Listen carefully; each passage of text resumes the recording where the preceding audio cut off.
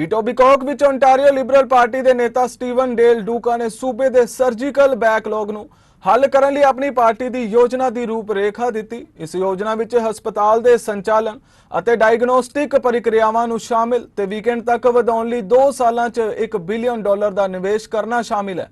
Back in Etobicoke Lakeshore, to stand alongside Lee and a number of women and men, as you see, who have direct expertise, direct knowledge and experience about what's happening on the front lines of healthcare here in Ontario today. But first, let me say, a couple of days ago when we released our election platform, our roadmap that will help our province grow once again, I was so proud of course, all of the elements of that platform. But when you think about how fundamentally important public health care is in this province, I was particularly thrilled with the work that our team, including our candidates, put into that election platform, put into that document, that work, again, in particular as it relates to public health care. And I just wanted to say here publicly to Lee and to the rest of our candidates who do have direct expertise as nurses, as doctors, in Lee's case, as someone who was running a hospital and doing so much exceptional work in that capacity.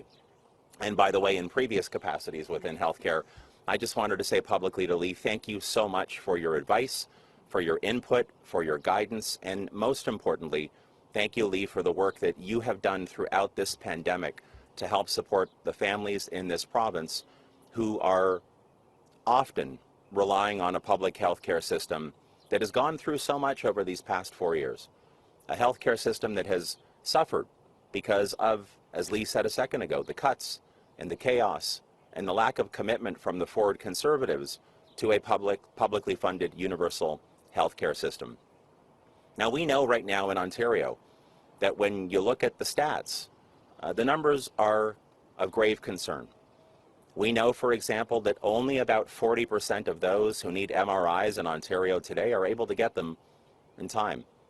We know that roughly 30% of Ontarians who need prostate cancer surgery are being delayed. They're stuck in limbo. We know that somewhere north of 160% of the young people in this province who need some kind of diagnostic procedure are being kept waiting. But it's not just about the numbers.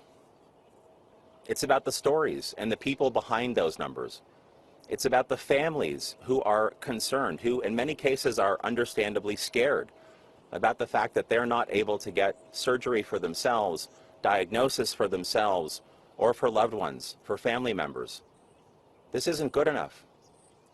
An Ontario Liberal government would make the investments that are required to make sure that our publicly funded healthcare system is set up and is supported and has adequate resources to deal with the surgical and diagnostic backlog that is such a challenging circumstance for Ontario families at this critical moment.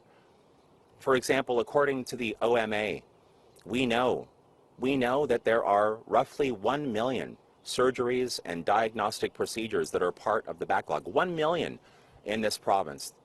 That rivals or is the same as Ontario's second largest city.